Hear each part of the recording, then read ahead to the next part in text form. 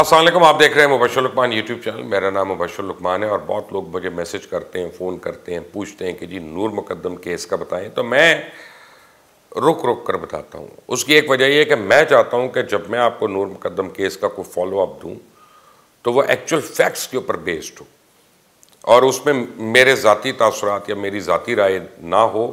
और मैं उस तरह से नहीं करना चाहता क्योंकि मेरे ज़ाती तासुरात और राय बड़ी क्लियर हैं कि यह दरिंदा जो है इसको दरख्त से टांगना चाहिए और उतने दिन तक इसको टंगा रहना चाहिए कि जब तक चील, कव्वे और गिद्ध जो हैं वो इसकी लाश को बमोड़ के ना खा जाएं। और इसके माँ बाप भी इसके साथ जुर्म में मुलव्विस हैं, ये थेरेपी वर्क्स वाले भी मुलव्विस हैं। बल्कि मुझे तो कल से लोग फ़ोन कर करके बता रहे हैं कि थेरेपी वर्क्स का मालिक जो है वो अपनी गाड़ियाँ बेच रहे हैं, वो कैश जमा कर रहे हैं, हर चीज़ को बेच के कहीं बाहर निकलने का इरादा है। तो आज मैंने जो शौकत मुकद्दम है उनके लॉयर को बताना है कि इन लोगों का नाम ECL पे पढ़वाने के लिए भी अपील कर दें ताकि इस मुल्क से ये भाग ना सके यहाँ पे।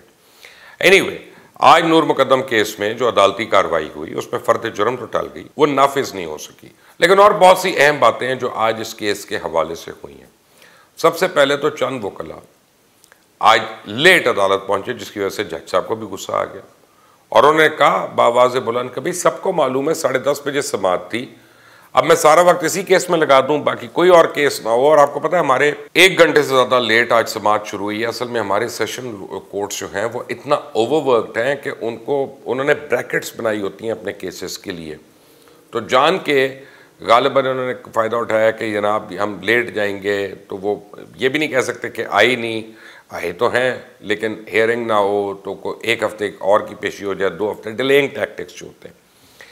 अब दूसरी अहम बात यह है कि दरिंदा जो है उसके लिए भी उसके माँ बाप ने ख़ास वकील का इंतज़ाम कर लिया। देखे ना, पहले तो इसके वालिदैन की तरफ से कितना अर्सा ये ड्रामा आया कि नहीं हमारे बेटे ने तो जुर्म किया है, इश्तिहार दिया था डॉन अखबार में, याद रखें, और हमारी हमदर्दी सिर्फ मुकद्दम फैमिली के साथ है, हम तो इसके लिए बिल्कुल वकील का इंतज़ाम नहीं कर रहे। लेकिन आज की कार्रवाई के पहले मरहले तक भी दरिंदे का कोई वकील नहीं था और बाद में दरिंदे की तरफ से बताया गया, बल्कि दरिंदे के बाप की तरफ से बताया गया कि उन्होंने अपने बेटे के लिए वकील कर लिया, जनाब अंसर मिर्ज़ा साहब।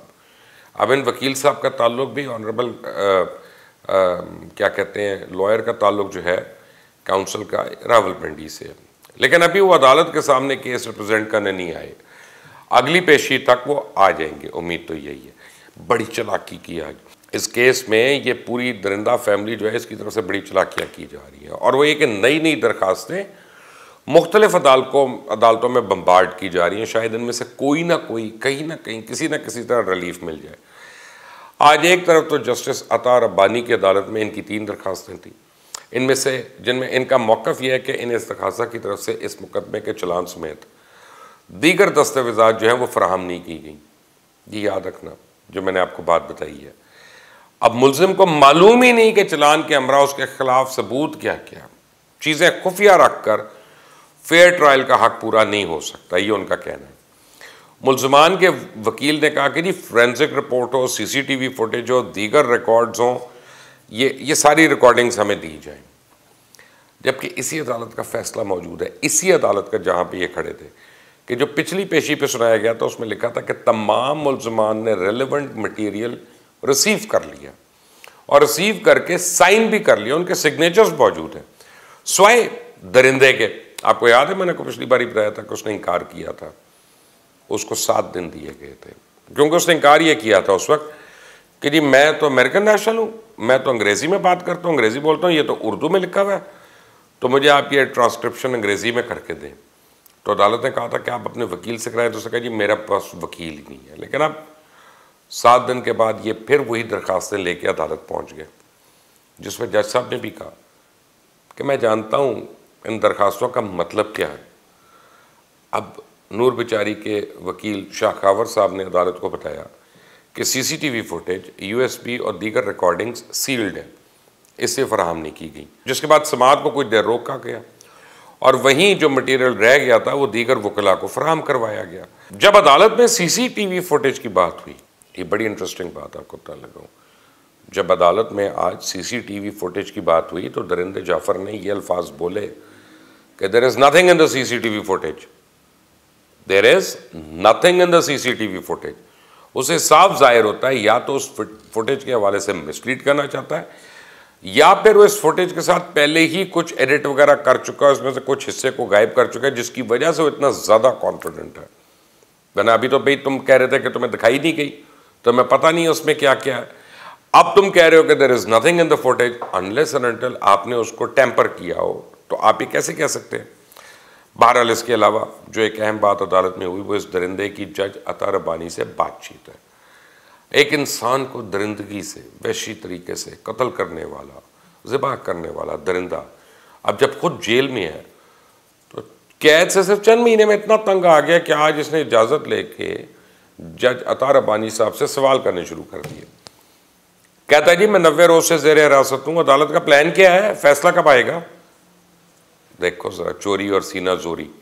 उस पर जस्टिस अता रब्बानी ने कहा कि अदालत का प्लान नहीं होता, अदालती कार्रवाई होती है। आप अपने वकील के ज़रिए बात करें, जो भी होगा वो आपको खुद बताएगा। उसके अलावा ये सवाल भी किया कि अमेरिकन एम्बेसी ने तो जी मुझे वकील फराहम करने की पेशकश की और एक फहरिस्त मुझे भेजी है, लेकिन मुझे अभी तक वो फहरिस्त नहीं मिली। यानी आप चेक करें कि कैसा ये दरिंदा इस वक्त डेस्परेट और किस किस्म की बातें ये अदालत में कर रहा है और कितना कॉन्फिडेंट है ये।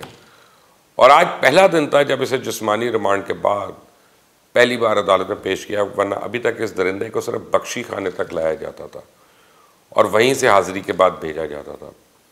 मुल्ज़मान खुद फैसले के लिए बेचैन है, ज़मानतों के लिए भी दरख्वास्त पे दरख्वास्त दी जा रही है, और दूसरी तरफ उनके वकला कहते हैं कि जी फ़र्द जुर्म आयद करने के लिए 7 रोज़ का वक्त कम से कम 4 हफ्ते का तो वक्त दिया जाए। अदालत ने तीनों दरख्वास्तों पर फैसला महफूज करते हुए कल तक केस की समाअत मुलतवी कर दी है। अब कल इन पर फैसला होगा।